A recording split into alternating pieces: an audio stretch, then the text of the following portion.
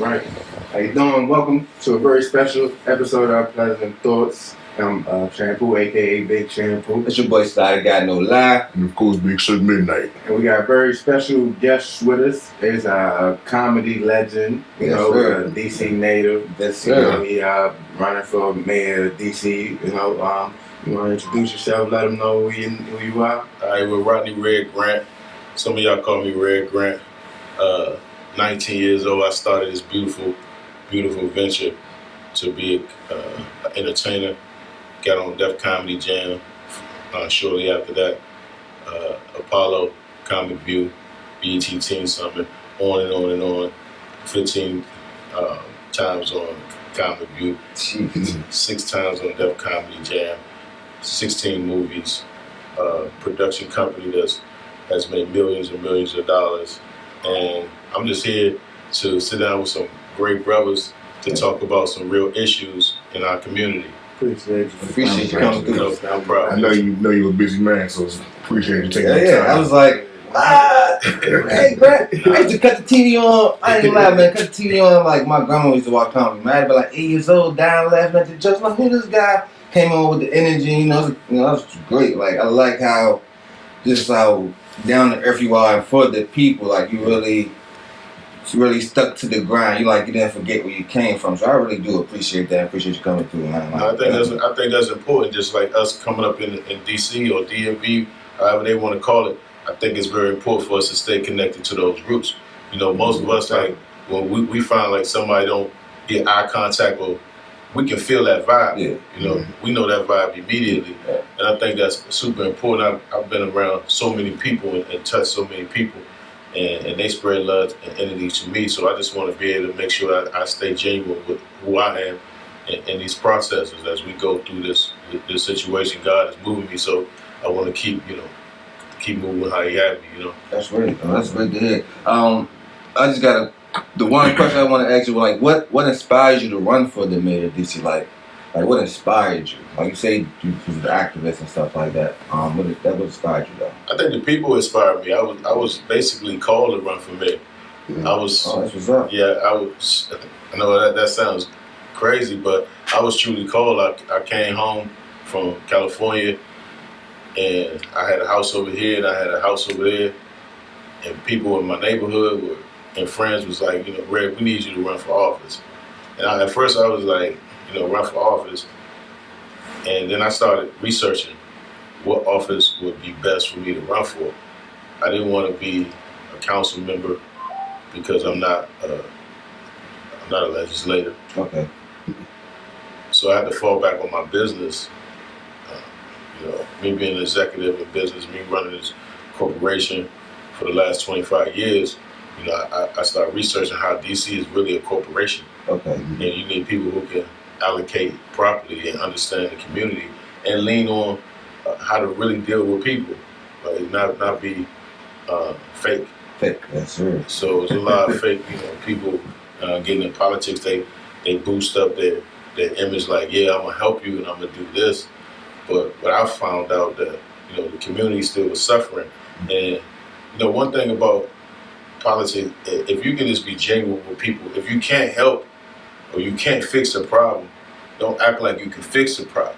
Get people involved that can help you fix the problem. And that's most of the people. The people know more than anything. Yeah. They know everything. Yeah. They can tell you what's really going on. Yeah. So once they start talking to me about,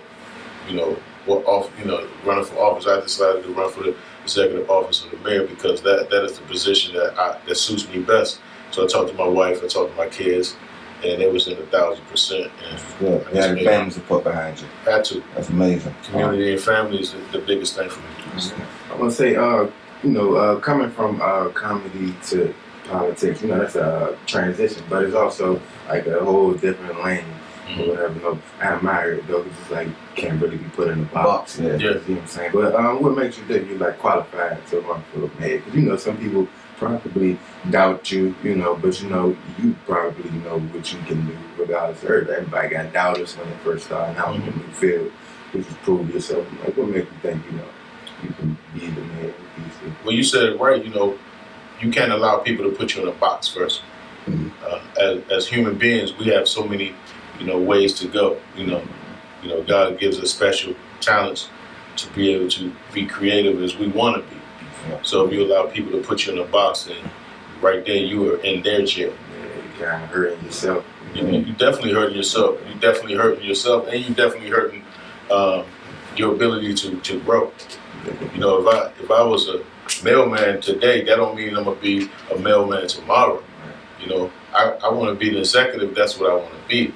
So my qualification, like I told you, I've employed thousands of people in my business. I've worked with millions of dollars in budgets, and I had so many streams before streams were streams. Yeah, that's like right. You said when you was 8 years old. The bootlegs. Some bootlegs, man. We sold over 100 million copies of DVDs, and I mean it's just just if you come on my film sets and my television sets. I work for Viacom, produced 25 shows for the Viacom network, super successful, all did super well.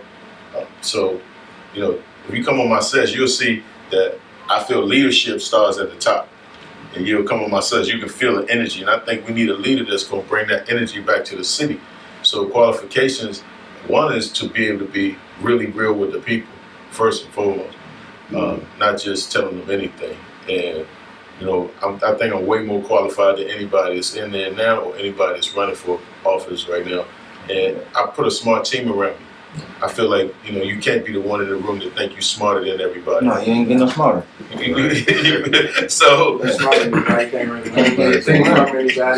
When you think you're the smartest, you don't leave yourself room to learn. Nah, so you got to put smart people around you. I didn't go to school for political science, but I put a lot of political science people around me. A lot of people who've been in politics their whole life. And I respect them a lot, and I respect how they teach me the things that I don't know, and I teach them the things that they don't know. Right. I think leadership starts at the top. It's like a crown chakra. It's like you got to be able to flow that energy down from the top. And I feel like everybody that works around me feels that energy, is motivated. So our city just has to be motivated again because it's off a little bit. I feel like that's how I feel like. Honestly, like me, this is why we came together to have you for the interview. Like, my thing is, like, you were face before you were the face of the mayor. Some people just know you from like, say, hopefully, definitely help you get the mayor job. Because when you get the mayor job, it'll be like, hey, that's a guy who's on ComicView. Mm-hmm. I can tell my kid, he's on ComicView, telling just look at him now. He's the mayor. He's running the city. Yep. Or, like, the same thing you said, behind the scenes. I didn't know that behind the scenes. All I still think was, this guy makes me laugh. I didn't know have employed people, run the business, all that stuff. I think a lot of people need to know that because, I don't know, I just seen you on TV. I just think somebody's hiring you and you just reading the part. But now I know that you had your own thing and like, I put my team together, I had put this together, I had managed money. That gives like me more insight to like, all right, look, he's just not just stepping up, but I just got a face, so I'm just gonna run for mayor. No, I got a plan, I got a game plan. I also ran things just like this. I can have people here to teach this, and I'm still in the community, so I can also learn from them to do the political things, but also not forget my people and like this is what they really want. You know what I mean? So comedy was only 10% of my life. Yeah. So the other 90% was production. Okay. So my a lot of people don't know that. Yeah, that's right. A lot of people know that. And I mean it's cool, but if they research, that's why I come on the shows like you guys, so they can always know that it's bigger than just the entertainer side. Okay. I'm a father, I'm a husband, I'm a businessman, I'm a philanthropist, humanitarian. I'm not a politician, I'm a humanitarian. I tell people all the time, I'm a humanitarian first. Okay. And I'm running for a political office, but that don't take away from me being a humanitarian. That's why I can still go see backyard. Yeah. See, I can still pull up on people in a real way because they understand that I'm a human first. Yes. And I think if we start dealing with people in the human ways and get away from the political outlet, we can really change some things in our community. When Marion Barry was mayor, he really touched us. They would say that he did what he did, but he never turned his back on the people of DC. So we need more people that's going to always be in touch with that system Yeah. Being able to really be a human in these positions. Yes, I like the Marine Bird. Like I've heard of it growing up, Mm-hmm. and it been a part of the community. I don't care who he was. They was like, I don't care what he did, he still was doing for the city. Yeah. And then that just showed you he still made human mistakes. Like, you know, a lot of people, so they want him to be the man. But again, it was he come back like, hey. I'm studying him right now. I'm at UDC, taking a political science, political DC politics class, and we're studying certain things from DC, like from the 1800s, or when this city was really, when slaves came to the city running from the South. Mm-hmm. And like in 1867, when black men first got their right to vote, they was fighting like crazy for us not to get that right. So that's why it upsets me when we don't go out and vote, especially black men, because black men, we was the first to get our voting rights, and we had them for 7 years in DC. And because we became so strong politically, they got rid of home rule for 100 years, from 1874 to 1974. So for 100 years, they didn't let us vote at all. People would rather them not even vote as a city, regardless of what race it was, than to have black men vote and control our own destiny. Especially last We got to include black, we might as well just cut the whole Right. That's how it kind of is now. It's like some things kind of do still we like that, yes. But that's why we gotta always communicate with each other, because history is always repeating itself. If we allow it, it's like 2.0 of it. You know? So we can't ever forget where we come from, and we can't ever not lean on our power. Our power is bigger than us. We can sit back and say, "Well, man, I ain't voting. It don't really make no change." It do make a change if we all get together and become one. We the strongest humans in the world when we have one. Yeah. Go get up, go knock on your neighbor's door. Hey man, I'm about to go vote. Come on, hop in the car. We about to go ride. Let's go. It's like, that's why I told you, November 8th is gonna be a party to the poll when they vote for Red Grant. Oh yeah, I'm Party to the poll. It's a party to the poll, November 8th. I always tell people, November 8th, party to the poll. You know? So I know you said you started when you were 19, starting the business, and around that time, around that age, a lot of people in DC and the DMV area really, that was a real formative years, and that's when you start to get yourself involved in the environment. And I see you pretty much had to become your own product to avoid becoming the product of your environment. I agree. So as from you doing that, you say you've been in business for 25 years doing your own thing. How do you want to help the youth in DC to take that path and not become products of their environment? Well, that's a great question, because when I was, where'd you grow up? I was getting ready to tell you, I was born in DC General Hospital. I moved uptown to Tyler House. We lived in Tyler House for about 5 years.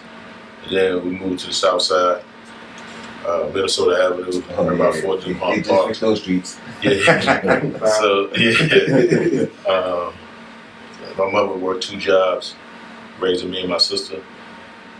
And I had a great opportunity to be a student athlete. Probably was an athlete first more than a student. But Everybody else say, my God, get this ready to play? I can play. So I graduated from Susan Junior High School. Then I went on to play football at Dunbar High School. And I got recruited to play football at Savannah State University with Shannon Sharp. I was about to say it's a Shannon Sharp school. So I played with Shannon Sharp. Me and Sharp played together. So I was a freshman, he was a senior, and I got a great opportunity to just make history with that brother. So when I feel like I wanted to still be a product of the streets at one time, even when I was in college, and I didn't take my learning as serious as I should have. So when I came home from college, I went to UDC. I started working for the Department of Recreation, and I started coaching kids. So I coached kids for that whole time until I got on TV. And they, to this day, they call me Coach Grant, because I was coaching in basketball, football, swimming, soccer, whatever. I didn't even know how to play soccer, but I coached soccer. But I just think implementing those programs again, opening up our recreation centers, building programs. My program, Don't Shoot Guns, Shoot Cameras, is the biggest program coming out of DC, helping kids learn filmmaking from beginning to end. Film helped me to improve my life, so I want to be able to bring that back so they can use their creativity to help themselves. So, yeah, that program, I started it in Ward 8 3 years ago. Really 2.5 years, 2.5 summers ago, and we that was our first core. Me and Anwan Big G Glover came together to give these kids an opportunity to write the films. They wrote the film, they shot the film, they edited the films. We brought on people like Matt Barnes, Cat Williams, what's my man? Byron Davis. Byron Davis. Snoop Dogg came on. A couple people came on to just help the program, but the initial core was in Ward 8, and then we moved last year to Ward 5, and we did also Los Angeles. So we moved it from we did DC and LA last year, and the kids last year wrote about gentrification and social media. So this year we plan on making it even bigger, taking it to more cities, but also just making this the hub of it. And we found out that these kids that are in high-risk areas and high-violent areas want to do things, and we just give them an opportunity to have fun, be kids. Yeah, see, that's good, because I grew up wanting to get into filmmaking, but realistically, being where I'm from, it just kind of didn't really feel realistic.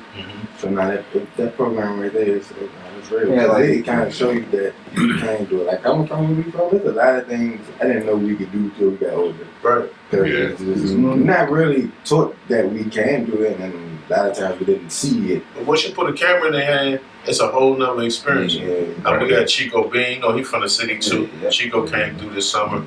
I just want the kids to see like the people that they look at on TV, like they just not on TV. I can actually touch them and see them. They still real. That's how I feel like. And they from where you from? They from the city. That's even better. They from Northwest, Southeast, Southwest. When you meet somebody like you that did it, it kind of shows you that it is possible. And I feel like DC it's a small city compared to other cities and stuff. And now, like I said, I appreciate you coming back, like the Chico Beans, even Dave Chappelle, Charlie P. Henson, that comes back and actually give back to the community. But when y'all do that, y'all come back and give back, and it's like we don't have nobody's homegrown DC. Like LA got the Snoop, they be like, I'm on West Coast all the time. I'm here, come holler at me. But it's like so many DC people, they go, all right, y'all, can't do drop past. See y'all, I'm back to this place, I'm back to LA, I'm back to Atlanta.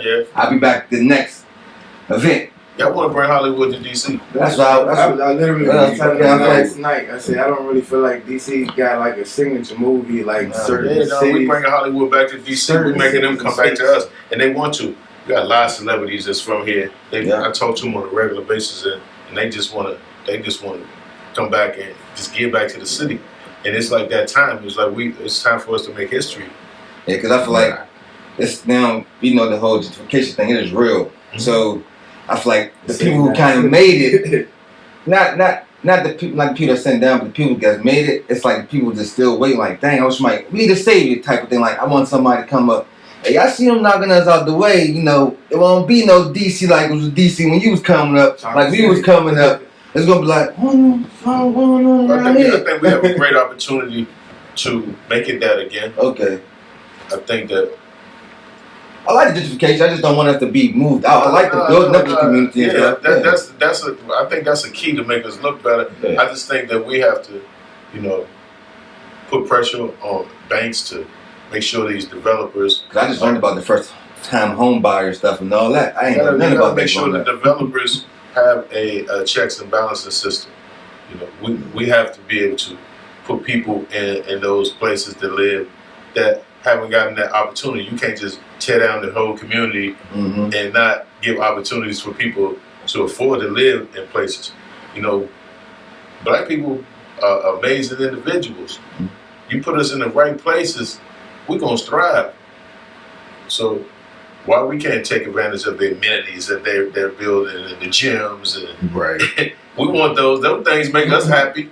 It makes us keep. That's how I feel. Like I walked into like one of those new ones down the waterfront. I'm talking about nice So apartment. you walk in there, you don't want to do nothing. That's like, oh man, you got a basketball court, you got a garden, you got a lounge upstairs. This is in your apartment building. Bro, if I had that, I would not have been running no blocks with no kids. But I said, I'm in the house. Those nice places, they be right across the street from the hood. Gutter though. So I can't even push no button to go in there. So it's like sometimes we looking across the street and we know that they got something that we never had. Yeah. You know, they just kind of. A lot of stuff people see kind of mess with their mindset too, so maybe that's why like gentrification, they feel like people they coming to take it from us. But gentrification been happening a long time. It's a necessary evil. Well, it is, but gentrification happened in the early '70s when Columbia Heights was. I heard about Columbia Heights. And certain people move in, certain people move out. Right now, even though DC seems like it's growing, it's not growing because of what the pandemic did to us. It's declining. So all the people that were moving in now, they're trying to move out. Okay. So now, if you look around the city, you see a lot of for sale signs, you see for lease signs. These businesses are out of business. The pandemic destroyed us, and we as the city government didn't. I don't think they did enough to keep people in the city. I think that we offer them PPEs and we offer them different things like that, but we have an opportunity to keep people in the city. Restaurants are closing because they can't keep up with the COVID rules or the mandates or vaccinations or non-vaccination. Now we got a separatism system. We got a system that separates us through vaccines now. If I got the vaccination, you don't have the vaccination. Now they like, oh no, well, it's almost like when we was in the '60s, when if you black or you white, you can't drink in the water fountain now. And we can't be a society like that. We know this COVID is becoming an endemic, and a lot of people, if you don't know what the word endemic is what the flu is. It's not going nowhere. It's not going anywhere. So we're gonna have to learn to live with it, and you're gonna have to whatever. Like they take your flu shot every year. If you feel like your antibodies ain't strong enough, you go in there and get it. Some people, when they get COVID, it don't affect them at all. They might lose taste or smell and it's over. And some people, it put them down. So, it's a delicate situation, but we have to be able to, not be separated from this situation. It's like COVID's doing more of a dividing thing instead of uniting. I feel like it's time we need to unite because it is literally the common enemy. COVID-19 is taking out the human race. When COVID first started, you gotta understand, we went through not only just the start of a pandemic, but we went through really riots, George Floyd. It was like people weren't even worried about COVID at that time. We was rioting, and so now it seems like it's reacting itself. It's something that we can't let take over us. It's like you said earlier. History is constantly repeating itself. It is. I mean, at first it was the blacks, whites. Now it's the vaccination, non-vax. There was rioting back then for other reasons. They're rioting now for eerily similar reasons, which is ridiculous. You shouldn't be rioting for the same, I guess, like oppressive reasons that we were way back then. Yeah. I mean, I feel like that we gotta be smarter. We gotta get more connected with God and the universe. And once we do that, we can look at each other in the eyes as men and just say, I see me and you should see you and me. And once we start seeing each other, then we're gonna treat each other better. Just point blank. Can you tell us about your nonprofit outreach program? Right, you said those should go cameras. I just wanted to expand on this. You said you were in other cities, and how was this program funded? Oh, it's funded by people like yourself. Okay. We got no government funding. Oh, so just like there's where you donate. What's the way? Go to don'tshootguns.com or dsgsc.org. And I hooked up with the Hustlers Guild, who they have a powerful movement, powerful nonprofit organization. they power Don't Shoot Guns, Shoot Cameras. You know, Yasmin, Selena, her whole team. They just like they super smart individuals, young, and they just help me power the situation. And I give them so much love because when the pandemic first hit, we started doing this thing called the Hustlers Hangout. And kids was at school, out of school, but they had nothing to do. So we used to have like 200 to 300 kids on Zoom before people was even knowing about Zoom. And I'd bring my celebrity friends in, like I brought Snoop in, Anthony Anderson, Just Hilarious, Ricky Smiley. I brought Eat clothing in. And we just, every week, we sat and talked to our youth about things that were positive. And it was a hit. So we were kind of like the first to use Zoom. But Don't Shoot Guns, Shoot Cameras, I just feel like there's so many powerful programs that can come off of that, be an extension, an arm of that. And I suggest that if you have a program, just hit me in the DM, let me know what your program is, because I'm always looking to reach back and pull other programs in. Because you gotta understand, the government only funds about 5 programs in the city that's non-violent prevention programs, when there's over 60 different violent prevention programs. So do they choose that, or that's like their number, like that's their cap? That's what they could do more, but they choose it. Okay. They choose to do what they want to do. But if you just imagine if we gave money to all 60 or 70 violent prevention programs in the city, how much we can be able to touch. We talked about earlier how, you got to be able to be in touch with the community, right? So the youngest listen to certain people. That's just a fact. That's right. But and certain people, they don't want to hurt. Yeah.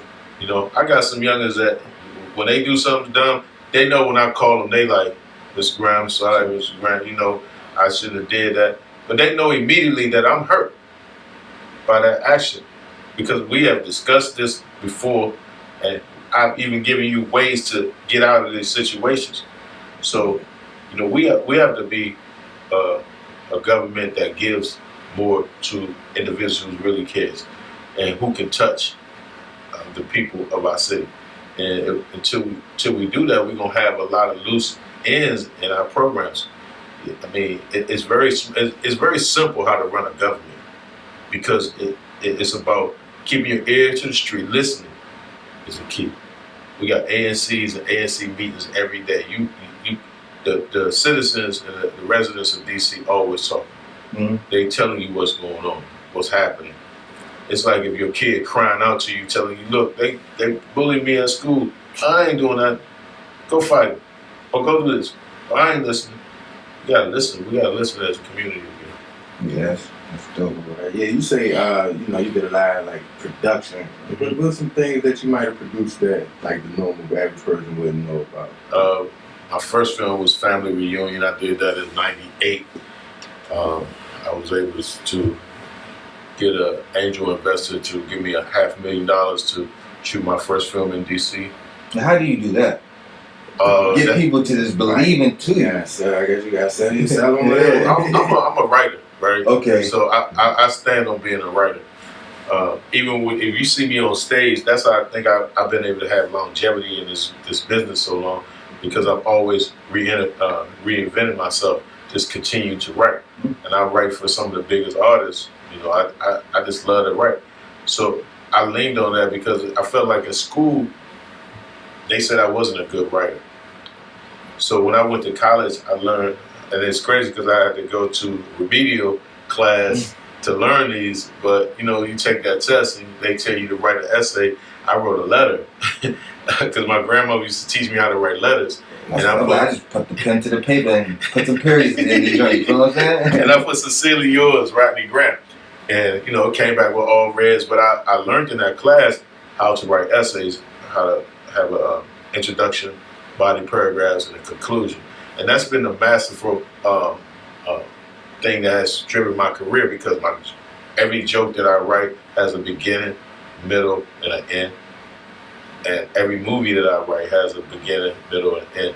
So I teach the youngest, even right now, when they write their short films, Beginning, middle, and how important it is. It's all in your head. How you want your thing to begin. How you want it to be, what you see in the middle, and what you see your ending being. And that's how life is. You know, how do you maintain? Right now we're in our body paragraphs of our life.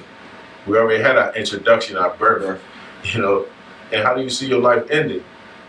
You know, do you want it to end in a foul way, or do you see yourself being on a, you know, helping people out or doing what needs to be done to help our community? So to answer your question, you know, I just want to always motivate, you know, our youth to write and to put that pen to the pad.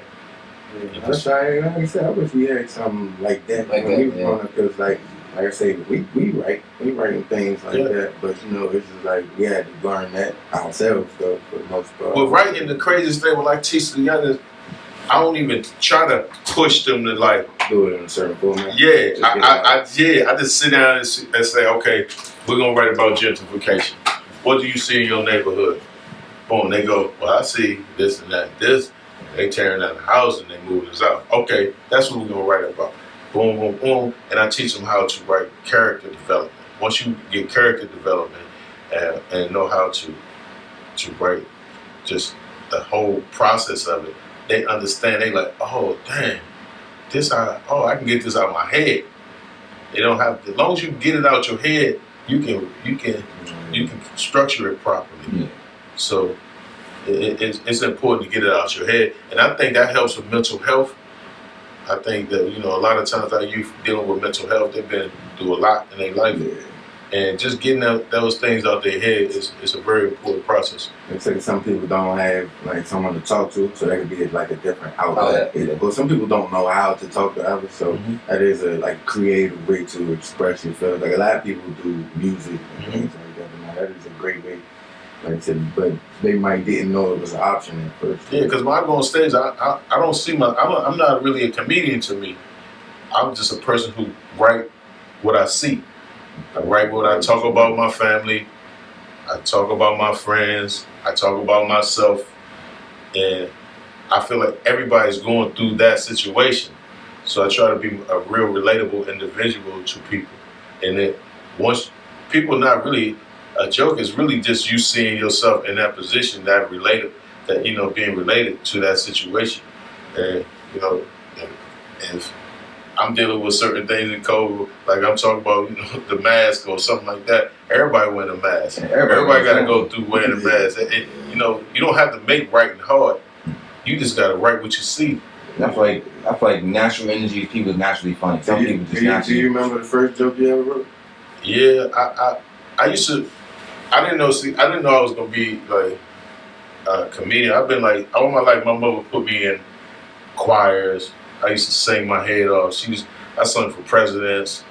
I used to go down to doing the lighting of the Christmas tree and sing for presidents and all of that every year. So in my heart, I thought I was gonna be a singer. And then when I got to school, to Savannah State, we all used to do these like talent shows, and I used to come and do this character called Reverend Feelgood, and Sharp and them used to be my security, and we used to, you know, but I wasn't trying to be no comedian. I was just trying to entertain. I think my first joke was a terrible joke. You got also. I went to my first time on stage was at Mr. Henry's in Adams Morgan, and I talked about if Wonder Woman came to my neighborhood, they would shoot her wrist off. So it was the crowd ain't even really good. They shoot a Wonder Woman. Right. Shoot a Wonder Woman. And they ain't really, you know, I ain't get booed, but I ain't get. But then I ain't really like I got a temperature like, and you know, like as when you on stage, if you know, sometimes silent is worse than a boo. yeah, it's like I feel about it. It's like a lot of It is. Like I ain't hit a joke. So when I got on stage, one of my frat brothers, shout out to Cap Outside, one of my frat brothers, Rob Pearson, he was like, we sitting in the car, he was like, I was like, how I do? He was like, you did all right, but he was like, but you ain't talking about what you talking about when you with us.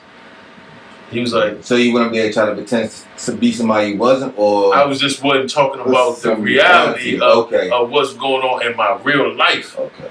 You know, so once he was like, man, you gotta talk about like when you be with that stuff you be talking about with your mama, your kid, your father, and all that. He was like, once you talk, man, you do that stuff you do in the house.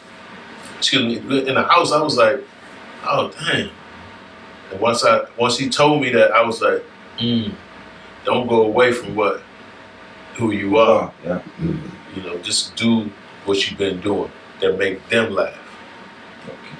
So I started doing that, and I became a beast. I say, now what I'm getting from you, man, like I never knew you was in all this, like fraternities. Like one thing I feel like you are as a man, like you always found yourself to do something, so you want to get into other things and still try to, like, I'm doing this, but I ain't gonna just do that only. I'm gonna do this too. I'm gonna go do that too. I'm gonna go do that too. I'm not about to just focus on one thing. I'm gonna be, you know, what do you say, jack of all trades and stuff like that. But I like that though. Like, do you know, you feel like you use comedy as a stepping stone to get like other things that you want to do? Yeah, it's the base of my entertainment. And it's like right now too. This is my last tour. I'm touring with Cat Williams, and we do Friday and Saturday. I come back and I campaign from all week long, and I be even campaigning when I'm out of town for those 2 days. But it is, you know, he asked me to come and be on this tour, and I was like, well, I'm running for mayor right now. He was like, well, I'll make sure it's your last tour. I was like, and we doing 100. We did I think it's 100 cities. But it's meaningful for me. I think it's sad that I got to get away from it, but I did it for 30 years, and I feel like I'm at that point in my life that I can continue to grow. Yeah. Without being on stage. So I think it is, to answer your question, it's my base. It's been my base. I'm not gonna run from it. I don't care if people like, well, he a comedian, he can't do. I'll be like, that doesn't make no sense, I mean, Jesse the Body Ventura was a wrestler. Schwarzenegger was a governor. You feel me? It's just so many people that's been entertaining. Sonny Bono, you know, was a singer. You know, that don't make you dumb because you're in entertainment. Man, that's not the only thing you can do either, you know. So that's all right. That's like them. Like this podcast, it's just like the first step of, you know, we got a bigger goal than just, you know, just sitting around. But don't ever lose the originality of it. Yeah, we want to keep it going like this. Because this is a good vibe. You know, this is a good vibe. And once you got a good vibe, you can take it and put it anywhere. Yeah. So the same dude that was in Mr. Henry's is the same dude that just did the Barclays. So to me, you just take that individual or those individuals and you put them in different settings. Don't ever lose who you are. Don't ever lose that genuineness, and just stay to who the questions that y'all ask. It's real questions. And don't let nobody try to steer you wrong. And, y'all need to ask. You need to do this and do that. Yeah. Ask from your heart. Yeah. Continue to do it. Yeah. So I see you got your mantra, and it's purpose over popularity. Yeah, purpose over popularity. Tell me about that a little bit. I think it's important to understand your purpose in life, right? I've been popular since I was 19 years old.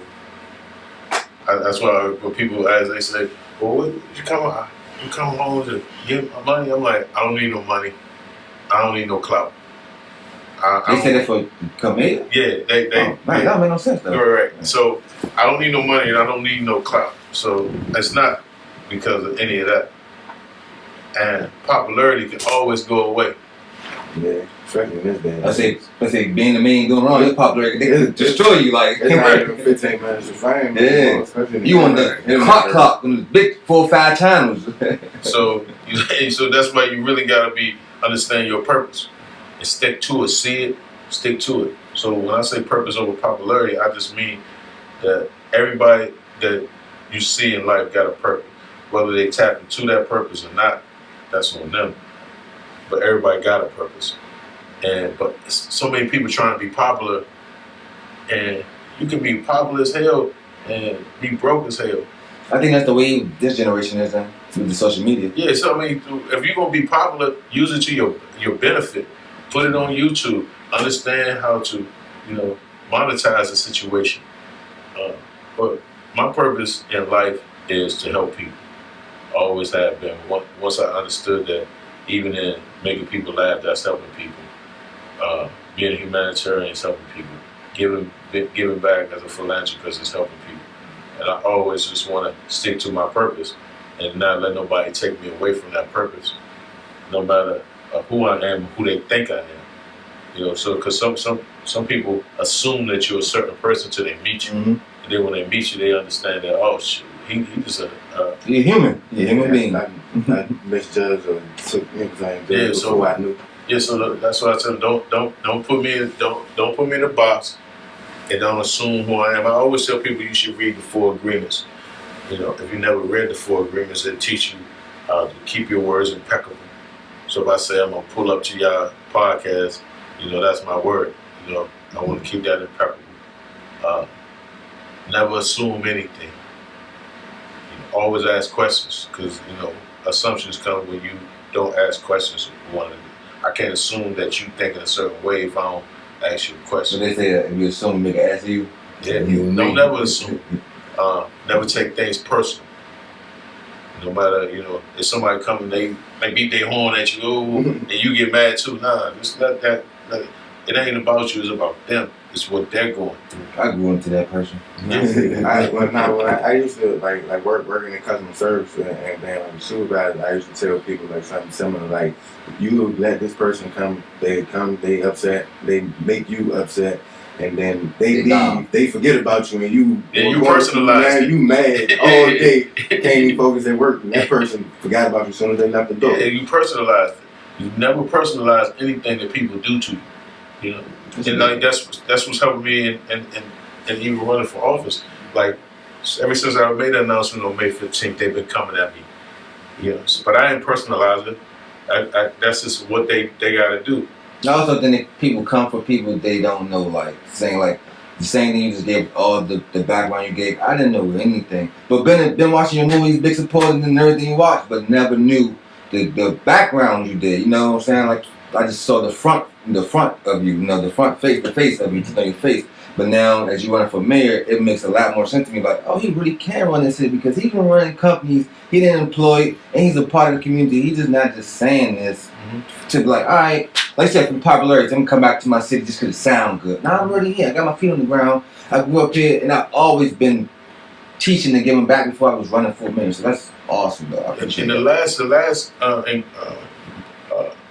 last one is always do your best, right? So you can always do your best. Whatever your best was for the day, y'all coming here today is doing your best. Me coming here, I did my best to get here. So, and your best today might not be the same as tomorrow. So, or yesterday.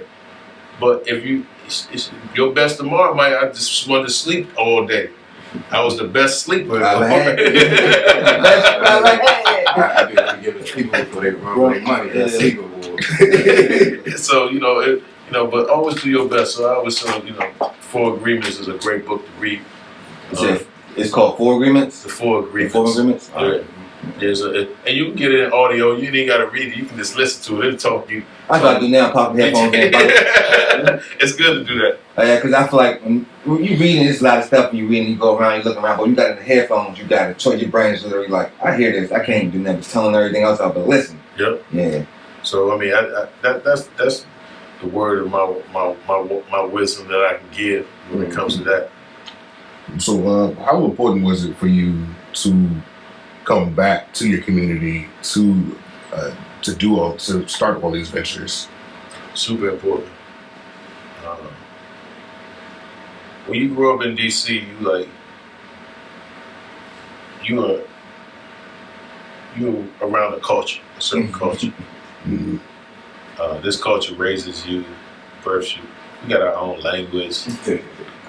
We got our own music, our own clothing, the way we dress, the way we feel. So it was super important.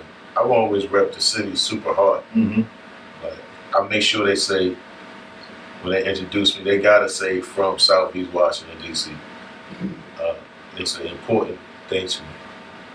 Because there's so many youngins that's like from the South Side, Northwest, Northeast, and Southwest too, that understand where I come from, and I understand where they come from. And I feel like people forget about our youth, right? It's a lot. And they turn their back on them because they just don't understand them. So it's super important for me to do that.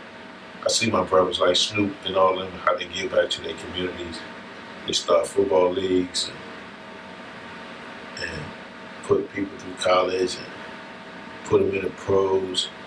And I want filmmaking to be like the pros for me, like put them through college, put them through the pros of filmmaking. I want them to be the next Spike Lees.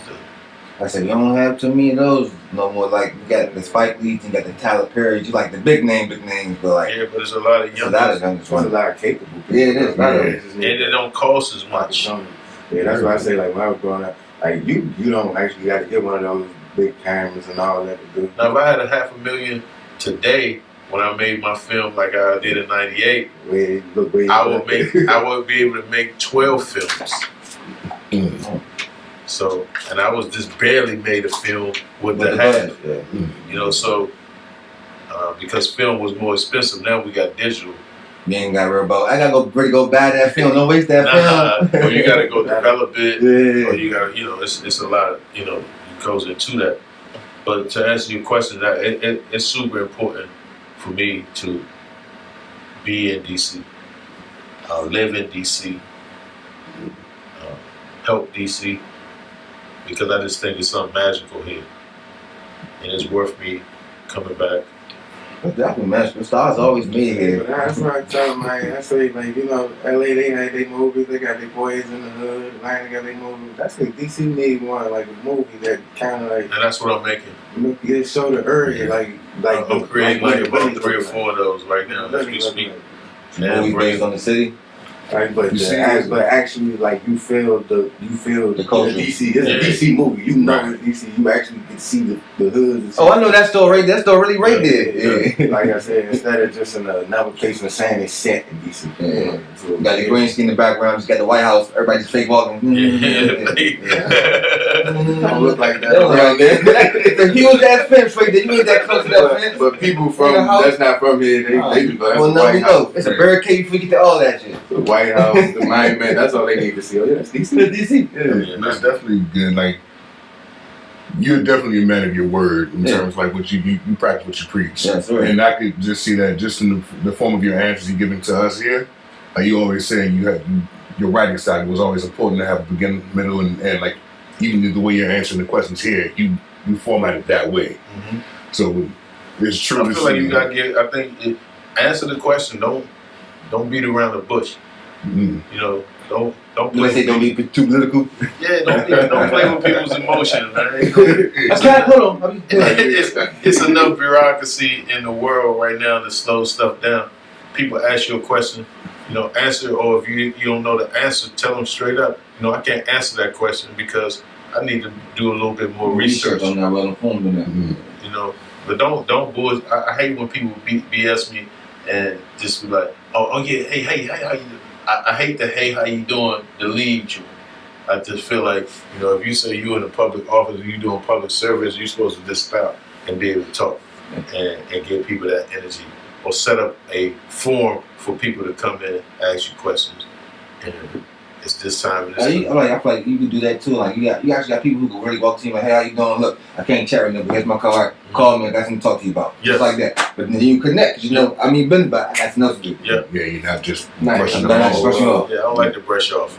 I think people receive you better when you show that you personable. Instead of just acting like I don't care, whatever, just whatever. Like if you running for office and you showing up just to show up, the people that's there gonna be looking like, oh, that's it. That's it. That's it. You ain't even say nothing to us for real. Like, you barely talk to us. Yeah. I don't know who runs the place. Who works here? When y'all say how much time, I could have been like, I'm gonna give y'all 10 minutes and 5 minutes. Yeah. Give y'all the same time I give all the other podcasts. 45 minutes to an hour. That's what I do. I feel like once we leave that 45 minutes to an hour, if you ain't got all my answers and you don't know nothing about Red Grant after that, then you just ain't asking the right questions. That's enough time. That's enough time.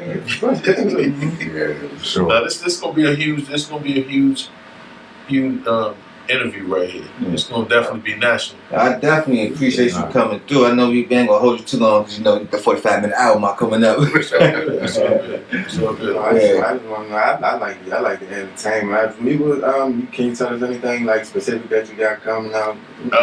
Any way we can contribute, if possible. All right, so I tell people all the time, go to grantformaddc.com, become a volunteer, donate. I don't care if it's $25. You know, just donate to the campaign. Also, you can register to vote if you're not registered to vote on Grant for Mayor DC. That's important. We're trying to sign up 100,000 new voters that haven't voted in the last election. She said 100,000 haven't voted in this election? 273,000 voters who were registered to vote did not vote in the last election. So you know the numbers, that's crazy. And those some of people probably upset about the one. So only 180,000 voted. So if you look at those numbers, you know, we want to tap into those 273,000 voters who didn't vote. You know, because you know, there's so many of the voters that did vote that are with us, but we want to really blow them out the water. We want to let them know that the people are using their voice and they making it clear that they want change and they want change now, and they're not going to settle for anything less. That's why we got over 300 volunteers, and we want to get 1,000 volunteers. We want people to volunteer, and we want them to use their voices to get out in these streets and help us continue to make this movement the movement that it is. It's a grassroots movement. Everybody know I'm running as an independent. I was a Democrat my whole life. My mom was a Democrat. Her mother was a Democrat.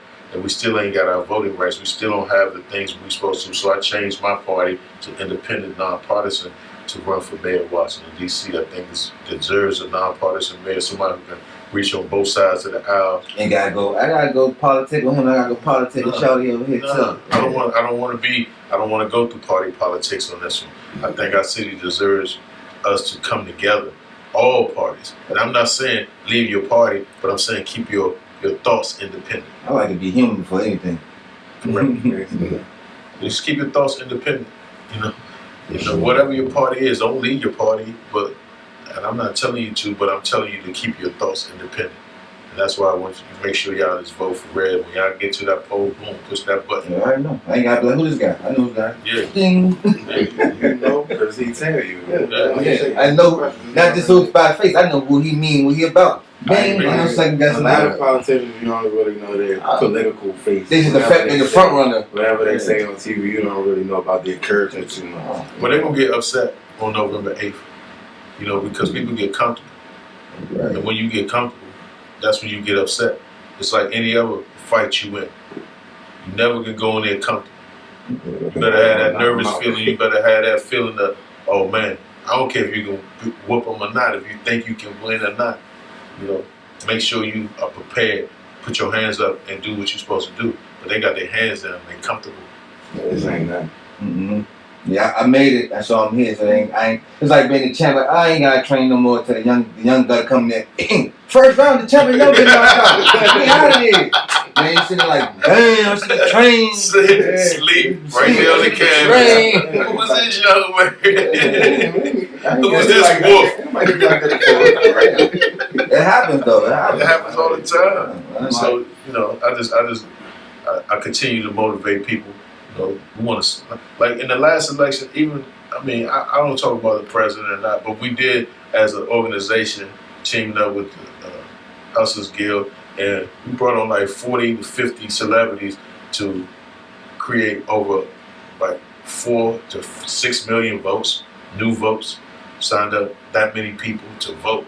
That's a lot of people. So that's what I want to do in the city, sign up all the people who were not registered, to tell people who have just come home from prison or jail that they can vote too. You know, don't think that you can't vote. You have the power to vote in D.C. Convicted felons can vote in D.C. Yeah. Okay. So don't think because I went to jail. Everybody got a gunshot down here. Yeah, but you can still vote. So don't think you can't vote. Use your power. Okay. So we can reverse some of this stuff.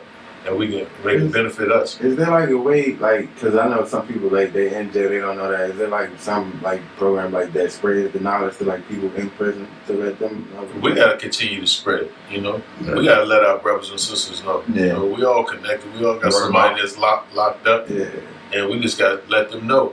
When you talk to them on the phone, I heard something. You can still vote, blah blah. You can still vote. You can still vote.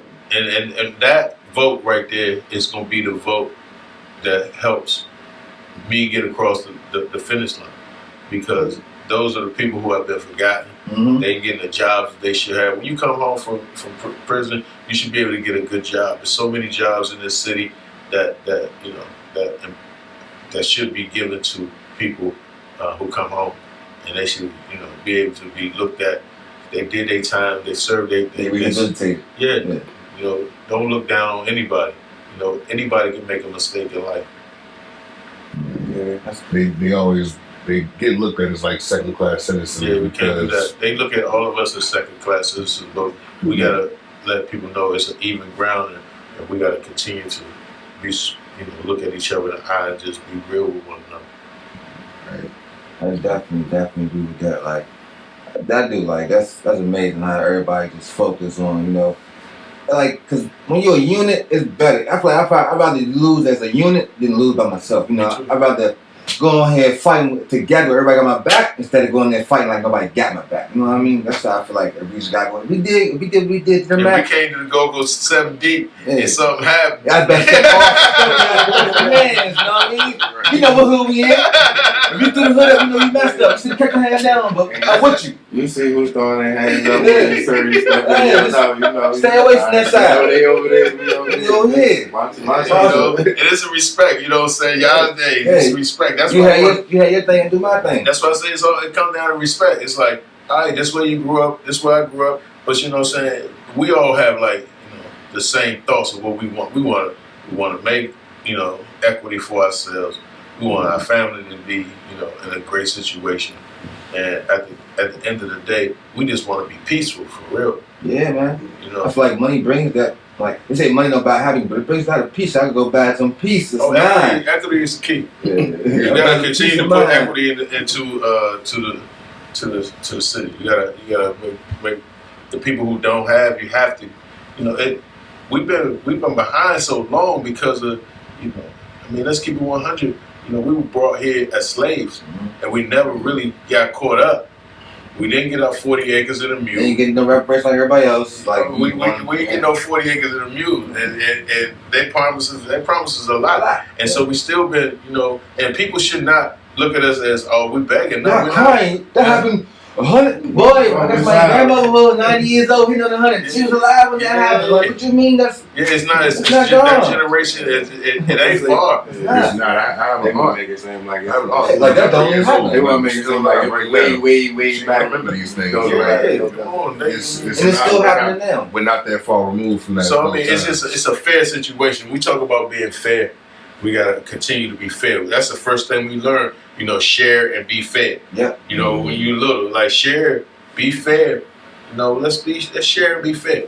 I feel like people gotta change their mentality a little bit, because they say a lot of it's like crabs in the barrel, but like somebody else said, like crabs don't naturally belong in the barrel either. Somebody put us in there. Yeah, I don't want to be in no barrel. I don't even say when they say crabs in the barrel, I'm not in the barrel. So I'm at the bottom of the sea. Because that's where you belong, not in the barrel bust up. Say like they put you somewhere with like to make like compete how to they get over top. Like how they literally put us somewhere, and then it's kind of like they turn it against us because everybody don't feel like they can make it out. It's a mentality. It's like, people hate sometimes when I speak on it, but it's a Willie Lynch syndrome. Willie Lynch created a document. Oh, he got a book. Yeah, but his one-page document was so powerful to controlling the slaves that he said 400 years it would they will perpetuate the hate amongst each other.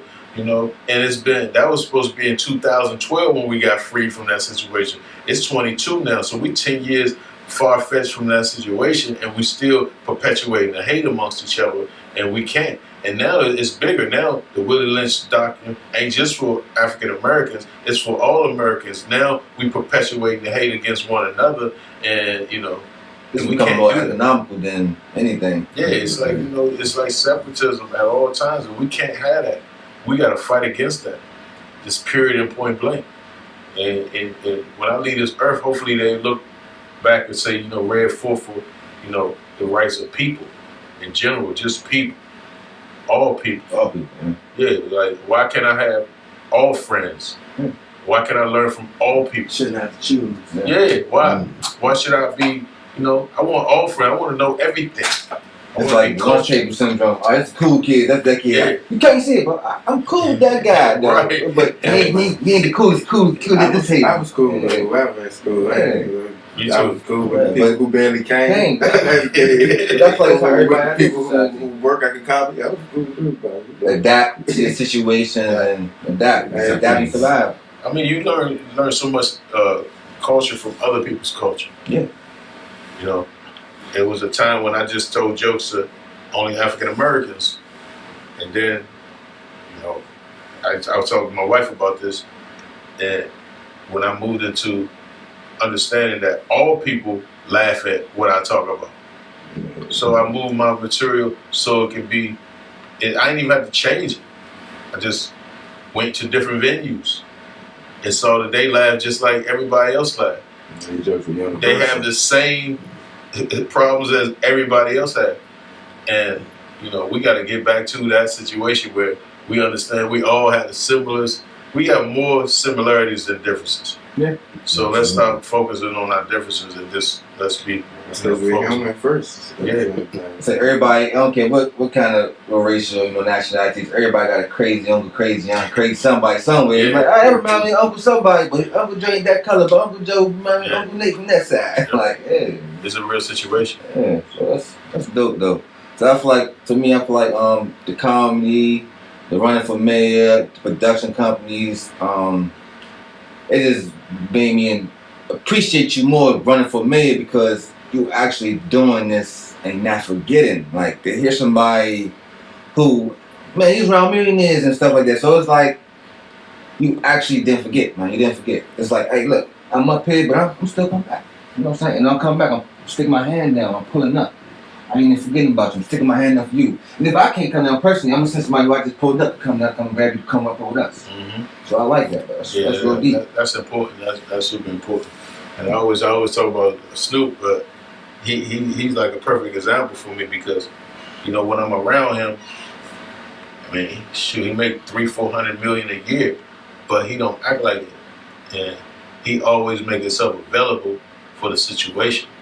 That means he properly scheduling himself and understand that without this part of his life, this part of his life won't be there. So you gotta have that true balance of where you want your life to be. Do you want to just be about your money, or do you want to use your money to help other people grow? That's what makes you a philanthropist. That's what makes you a humanitarian. Once you get it, you gotta give it. Say that again one more time. Once you get it, you gotta give it. I would say that. Once you get it, you gotta give it. You can't hold on to it. You can't take it with you. Nah, when you get it, you give it. If you got more, you give it to somebody. And they help somebody, and that's how generational wealth happens. Most people think it's about being stingy and that papa keeping that money to himself and be like, all right, this is my son. He gonna blow it. I know he gonna blow it. I ain't teach him right, but he gonna blow it. But I could give it to the man who's struggling, who got a mindset. I can invest in him, but he still put it right back into my pockets, my family pockets as well. Yeah, I mean, even in my campaign, I hired so many people that don't have a job right now. Just I employ them. I feel like that's the best way to give. Like, if you're in the neighborhood and you see somebody that's gonna be a part of your team, or just a hard worker, but they just down on their luck, you help them out. And they work hard. They work harder than the person who started with you, maybe. Yeah. A lot of people just be in situations that's unfortunate. Yeah, it is. It's not like they wanted to be there. It's like happens sometimes, I agree. I was there. I've been there. I slept on the couches. I slept outside. I've been homeless before. I've been super broke. And I didn't feel like I wasn't doing the right thing. I just felt like I was, like you said, I'm working out. It wasn't working out. But I was fortunate enough to get help from people to get me to where I am today, and I'm thankful for them individuals who helped me, who saw in me that, I'm not trying to be, lazy, or I'm just, trying to just sleep on your couch. I really just need your couch to get to this next moment. That's right. That's what I always say about being to build a relationship. Not just about somebody might do something for you, but if they choose to, they know you would probably do it in return. They need you for something. They can call on you. So that's why, building relationships is important. I feel. Yeah, that's super important. So you said you've briefly been homeless. So homelessness in this area is a major problem. Do you have any programs, or are you talking with anyone who has programs who are allocating money to help you with that situation? Well, I'm glad you asked, because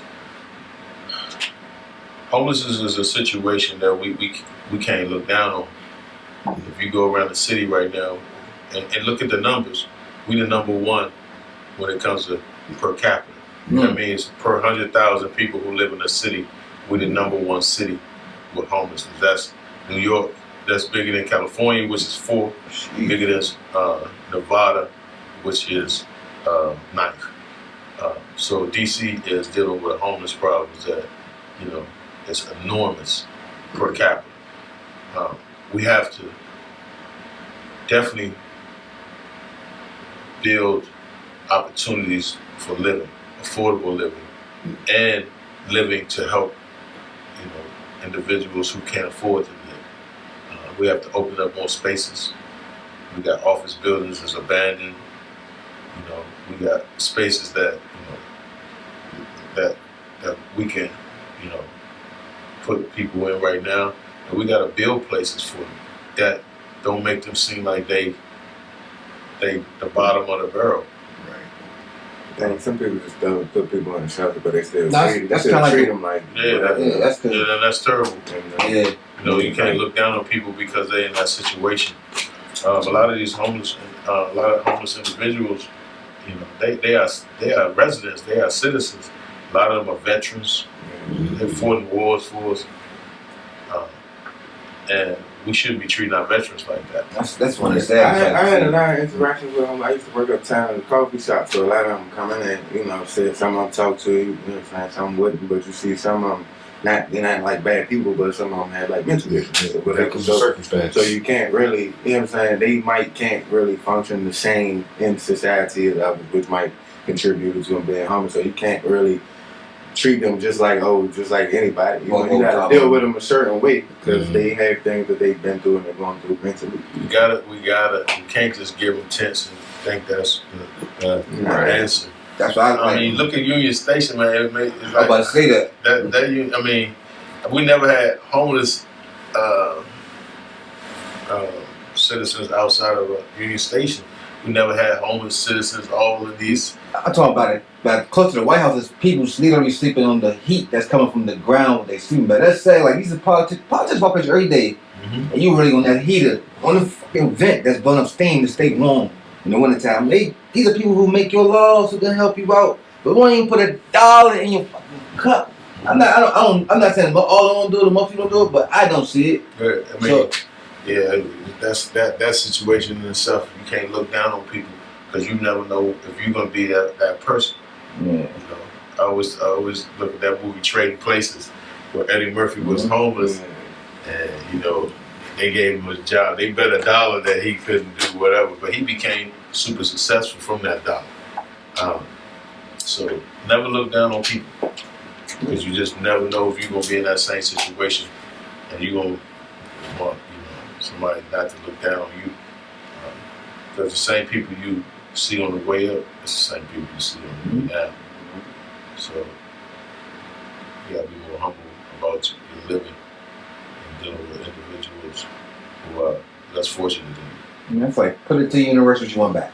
Yeah. Put it to the world what you want back. That's how I look at it, and that's how I like to live it. That's how you would want to be treated, essentially. I think everybody should do that. If you're going through something, you want to be treated with compassion, so you can extend that to others. Also. Right. We wanted this city to be a poverty-free city, and that's what I'm working on. I want my kids and my grandkids to grow up and don't have to worry about it like too much. I know violence happens everywhere, but I don't want to be like, hey, don't go on that block and such. Yeah, outside. Don't run to that store. You can't run to the store. It's 9 o'clock. Come on, come back in here. I gotta go to the store. There's 7, 8 dudes standing outside, but they ain't probably doing nothing. But I'm just scared. But see, you know, DC to this day is 25% less safe than it was 10 years. 25%? Yeah, than 10 years ago.